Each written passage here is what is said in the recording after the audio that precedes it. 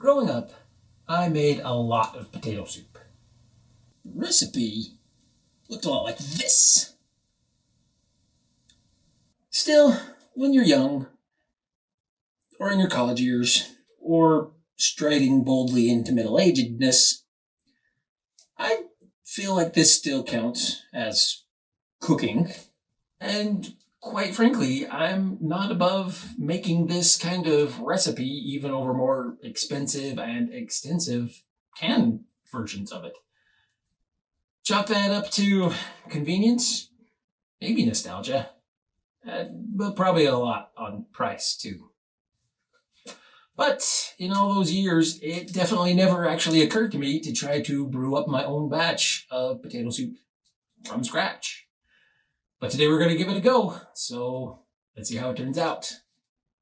Okay, so as you can see, recipe number 2 has a lot more going for it going into it than recipe number 1 did. So, potato soup, let's get started. We've got our ingredients here and our hardware here.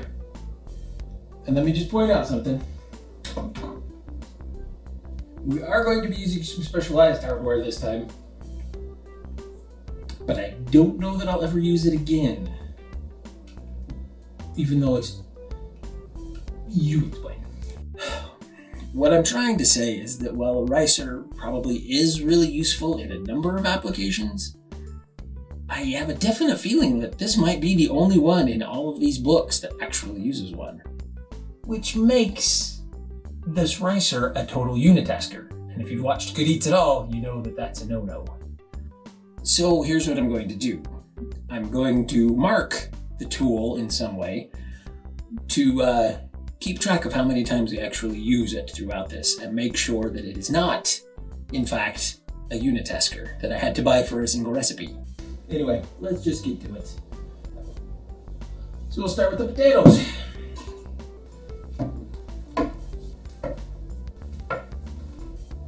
First is the butter over medium-high, I believe. And already I'm getting ahead of myself. Or behind myself. Let's get this going properly. And by properly, I mean ricing the potatoes.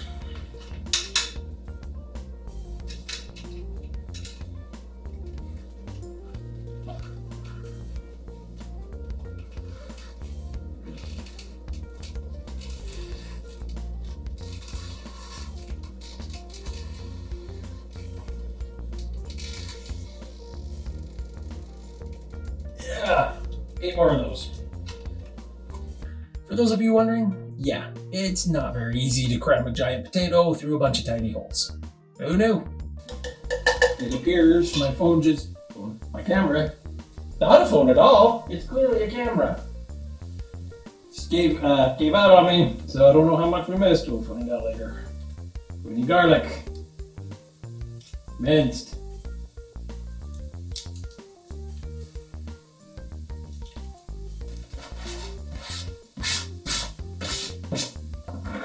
Is it enough? I don't know. 4 carrots. But really, you have to care. So good though. Okay, next is the chicken stock. And now it's telling me it's supposed to be hot. And that's what you get for not paying attention. Let's see what we can do about that.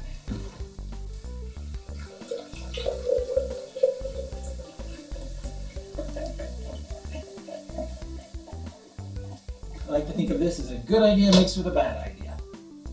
The good idea was to put the stock in a big old pint glass and nuke it. The bad idea is that now I have a pint glass filled to the very brim with stock that's very soon going to be very, very hot.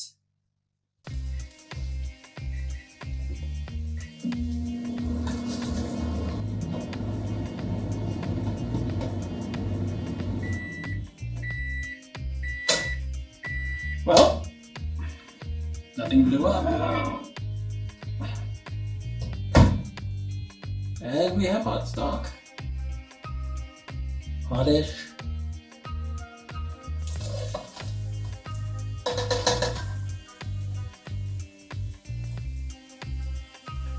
We're still on the dumb idea side. Because it turns out big pint glasses were never meant for the precision pouring of very hot liquids.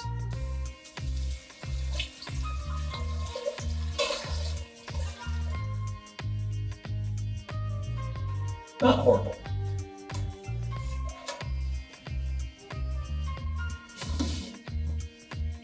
But not smooth. Okay, then now for the next bit we've got Parmesan cheese, sour cream, and that much. Some buttermilk.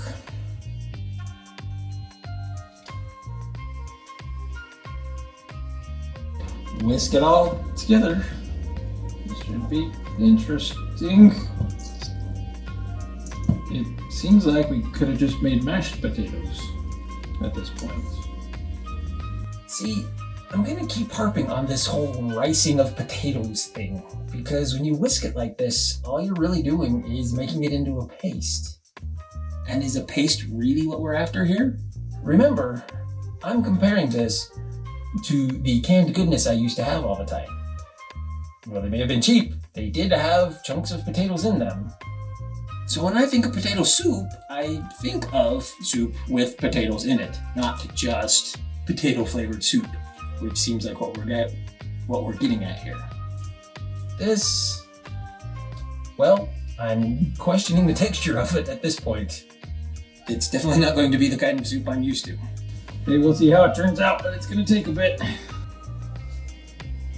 Okay, we've got our not mashed potatoes at all. I'm sure ricing was worth it. Mix. And into the pot. It's a mashed potato club. Can probably do more damage than you think. We'll work on that.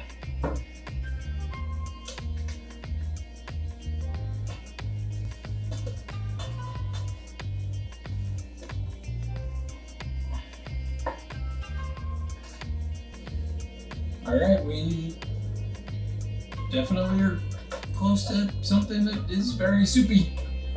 So, you know, it's a liquid. The cheese is definitely making it nice and stringy here and there, but I guess we're working through that. We'll work through our issues on this show. And kind of getting there. So let's see, salt.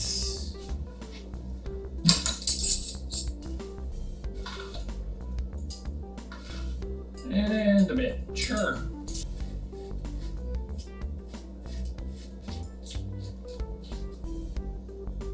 Yes, I was using the freaking pepper grinder wrong.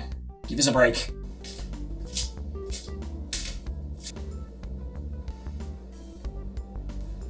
Okay, last step, remove from the heat.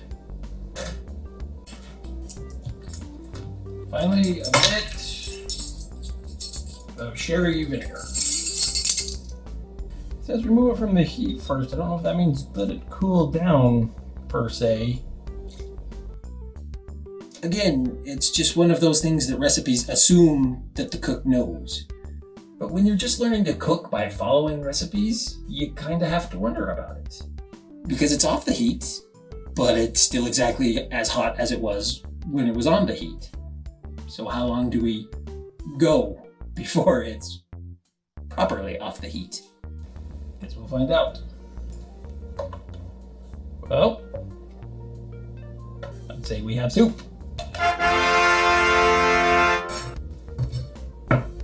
Okay, chopped up the chives. Let's ladle it up and try it out. And by ladle, I of course mean this. I don't have a ladle. Meh. I'll go to the dollar store and get one later. Let's give it a go.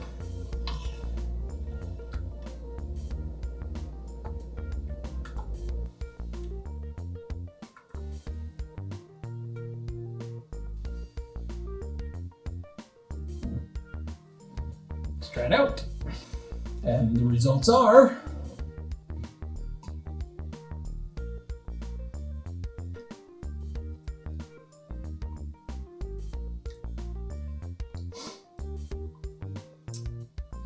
pretty good. I think that last bit of vinegar might have been a little too much.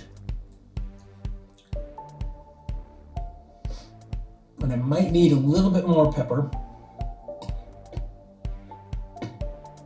But there is a little bit of the bite left, despite what I said about mashed potatoes. But this is definitely worth making again. So there you have it. And, in fact, I did make this a couple of times after filming the kitchen bit. So, I can definitely say that this is better than my old recipe for potato soup. Having said that though, I have to admit that in a pinch, if I was in a hurry, I would probably still just go for the canned stuff because it's quick and it's simple and it's easy and it's hard to beat $1.50 compared to everything that had to go into this recipe. Still, let's mark this as complete. I'm going to mark it as really good as well. Soup. And I'm going to mark this as definitely better than the tofu pie. And, you know, because I had to make it again a couple of times, be a little more successful as well. Let's say about here-ish for that one. So that's about it for today. Thanks for watching, everyone, and come back again next week as I continue working my way through every Good Eats recipe ever.